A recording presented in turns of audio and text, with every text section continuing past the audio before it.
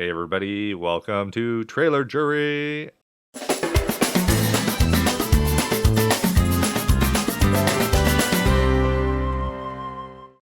I'm Jay. And I'm Ren. And we're back with Happy Gilmore 2. We've done the trailer, now we're checking out the movie. Yeah. Ren, what did you think?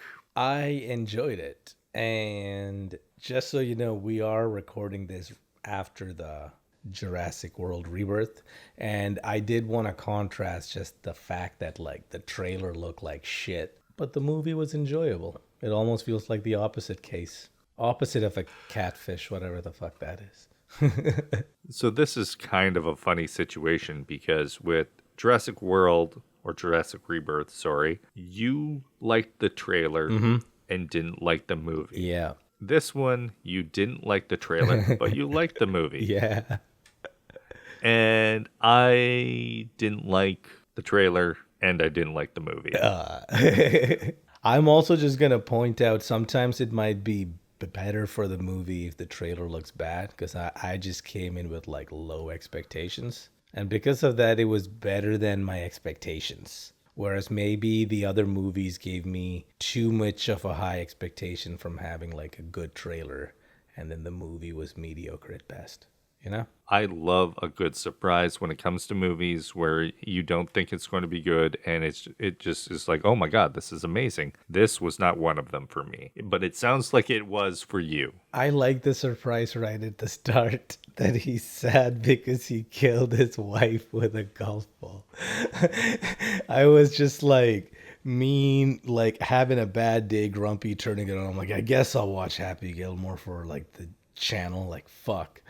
But then that happened and I just started like softening up to the whole premise. I'm like, you what? And then, of course, I became an alcoholic. I wasn't much of a drinker, but I killed my wife. And I'm like, this is so dumb. All right, fuck it, I'm down. It was like a very 2000s slapsticky movie, you know? And like the cameos and stuff, I was looking at it, I'm like, Bad Bunny, Eminem. It looks like they're just shoehorning people in. But a lot of the cameos were just like children or people related to people from like the previous movies. It was a lot of callbacks. That's one of the problems I had, is that they were trying to call back to the first Happy Gilmore movie. We literally complained about Karate Kid. Just they didn't really pick a lane and they didn't know if they were for like millennials or Gen Z. Yeah, this one had a lot of callbacks. It was definitely aimed for people our age. No, it's the children who are wrong. Let me explain my position here. Okay. They had all these characters that were the children of the characters from the first film. And I understand that, and I could get behind that. But the problem was they didn't fully commit. They started doing flashbacks to the original movie. They were saying essentially, this is for people who haven't seen the first Happy Gilmore, so we need to explain what's happening. They're explaining their jokes, right? Yes. And that's the issue. They weren't making it for people who were fans of the first one because they had to explain why they were doing things. And that's where I think they kind of dropped the ball for me. I kind of found the flashbacks helpful because I was lazy and I didn't really watch the first one before watching this, and just shoehorning YouTube clips into the movie as flashbacks. I'm like, oh yeah, I remember that. You weren't a true fan. I'm like an Adam Sandler fan, but I don't think Happy Gilmore was like my go-to Sandler movie. My brain couldn't get out of its own way because I thought Adam Sandler was mirroring his life too much in this one. In the trailer review, we talked about how we thought Adam Sandler was just tired and broken. That is exactly what his character was like. And I'm just like, oh my God, once again, this is real life. This is real life. But he's not this sad in life. His wife's not dead. She was the teacher at the start.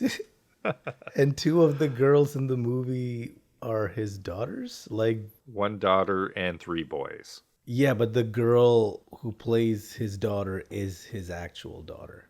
I thought that was really nice that his actual daughter was in the movie. Yeah, so I don't think he's like actually sad in real life. Like it sounds like he got to do like family movie. But like the premise was funny to me. Where like everything's gone wrong and I'm like that's relatable. I just find it funny. That's where we were going in our trailer review is we were being like, he's sad and broken. And then it just so happens to be he's sad and broken in this movie. It's maybe also just the simple premise of the movie.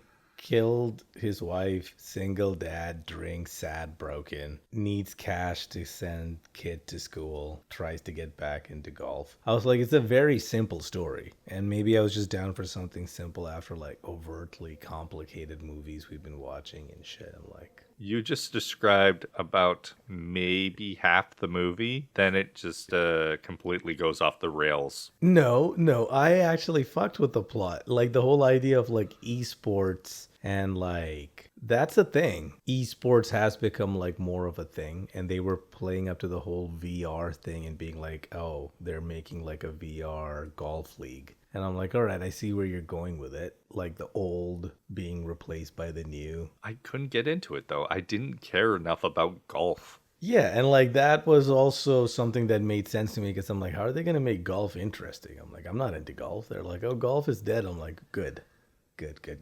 We're on the same page.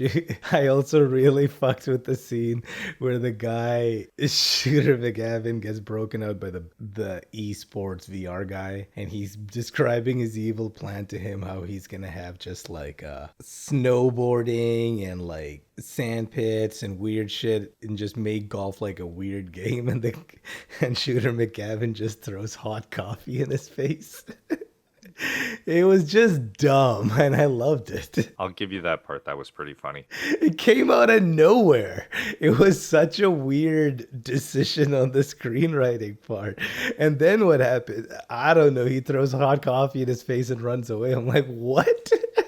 I do think Shooter McGavin was the best part of this movie. It seemed like his arc was like the most relatable because like Adam Sandler was too depressed to have like a hero's journey. Shooter McGavin had more of like the hero's journey in the film. He had a really good redemption arc. He really did. He needed to throw that fucking coffee. I'll argue with anyone on the internet about that. His arc needed that coffee.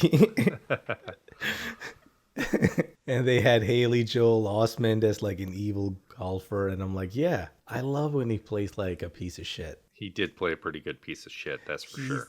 I loved his acting choices ever since The Sixth Sense, where he's just like the cute kid. I see dead people. And as an adult, he's like, I want to play scumbags. And I'm like, yeah, dude. I fuck with that a lot. He did play a pretty good scumbag. I did not see that coming. Well, I think, yeah, when he started hitting those long drives, I'm just like, oh, that's weird. Yeah, they had some weird plot about how like they fucked their spines to get like a crazy throw. Yeah, they were making like fun of the whole BBL and like operation culture. They were like, these guys all got a surgery. I liked all the dumb jokes. They were making jokes about like VR, esports, operations, enhancement operations. It's a very simple, low-hanging fruit movie. It's a simple afternoon thing. And it isn't too heavy on the brain. I did feel like it got a little too cartoonish for me. It was very fucking cartoonish. But the original one wasn't that cartoonish though. It was grounded in reality. Like nothing in that movie was like extraordinary or not extraordinary, but like this is just being a victim of its times, I guess, because the original movie came at a time when we were having more serious movies like A Few Good Men and The Matrix and stuff, just like bigger movies doing stuff people hadn't seen before. And then Happy Gilmore was just like trying to be grounded but trying to be silly, and it was the more cartoonier of that era. And this one just leaned into that aspect. It wasn't grounded at all in any sense of the fucking word. yeah, it didn't feel right. It just didn't feel right for me. I mean, I guess you could look at it like where it was almost like a parody of itself, but the original being a dumb, silly movie, that doesn't fall too far from the tree. It was dumb and silly, but it was grounded in reality. And this dumb and silly movie being a parody of itself isn't the biggest crime, is what I guess I'm trying to say. Because this was good. I liked the fucking movie, and I hated the trailer, so maybe that's going to be how it is going forward, you know? If I hate a trailer, I'll love the movie. If I love a trailer, watch out. I don't really think it's our fault if the movie's not good and we don't like the movie. We don't have control of that.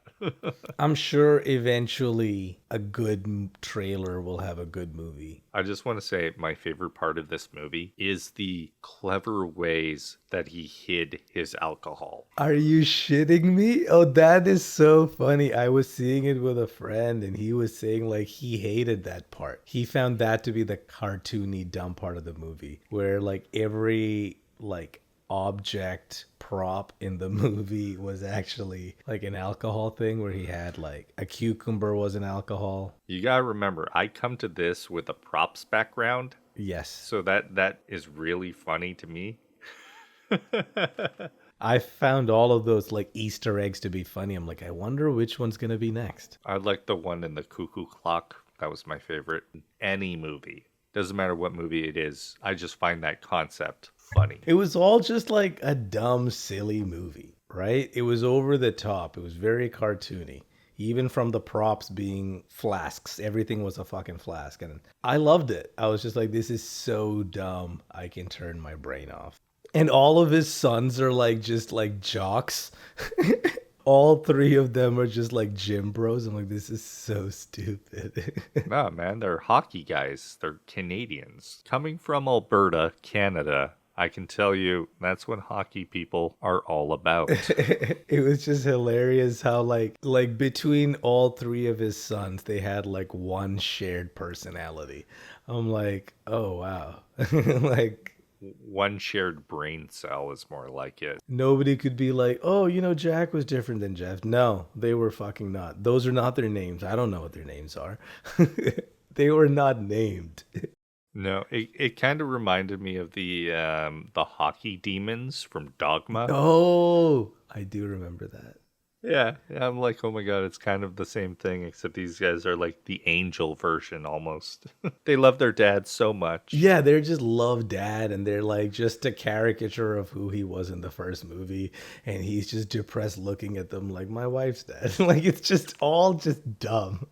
And my wife's dead. And you did it. I just found it fun.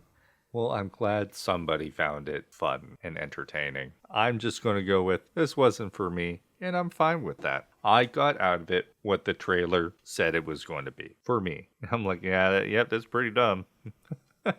For me, the trailer made it look like it was gonna be dumber. Like I thought it was gonna have like no substance, and I might have seen this after Rebirth, if I'm being honest. And for a big budget movie, that fucker had no substance. Like Jurassic World Rebirth was like such a boring film and had no like heart. This fucking movie, even though it was dumb, it had heart. And I was just like, you know what? I kind of enjoy that more. It'll give me low hanging fruit with good intentions. I'll agree with you there. I do think this movie had good intentions. Could they have done better in certain areas? Probably. Do I think it would have made a better movie? Yes. Would I have changed a couple things? Yes, but that is me, and that's what I personally feel. And if you enjoyed the movie, hey, good on you. You managed to enjoy a movie. I'm like replaying the trailer right now. It is a dumb trailer. It's objectively worse than the movie. But the movie wasn't that bad. I think it's one of those situations that I got exactly out of the movie what I thought I was going to get out of it based on the trailer. Now, do you think this trailer for Happy Gilmore 2 deserves to go on the list of shame? The whole thing about judging the trailers is, did the trailers portray the movie accurately? Accurately. No. I think then the trailer did not do a good job of doing what it's supposed to be doing. And that is my argument for putting it on the list of shame. I get where you're coming from, but this feels like sentencing a dad of two to jail time for a traffic ticket. Like, technically, it's a violation, technically guilty, but this is just like, there's real, like, criminally bad movies out there.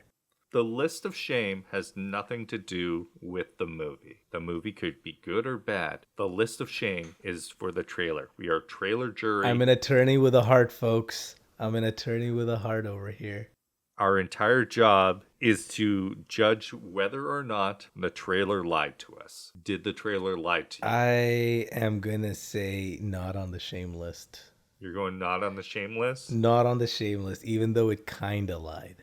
Okay, so we are at a stalemate. So we need people to comment. Yes. Does the trailer, we'll make a poll for this. Does the trailer go on the shame list? Because I'm going off of your argument that you did not like the trailer. Still don't.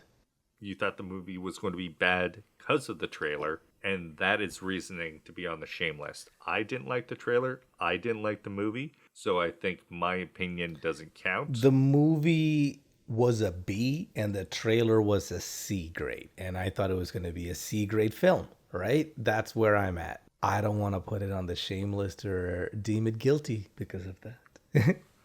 All right. Well, I say it's guilty. Ren says it's not guilty. Not guilty. Let us know in the comments what you think. We'll do a poll and we'll include it or not include it on the list of shame. Let us know. If you get catfished and the girl's hotter than you expected, like, what the fuck? It's still based on a lie. All right, everybody. We're going to end it on that, I guess. That is our review of Happy Gilmore 2. Please comment whether you think Happy Gilmore 2 trailer should be on the list of shame. Thank you for watching. We'll catch you next time. Catch you next time, folks. Bye. Bye.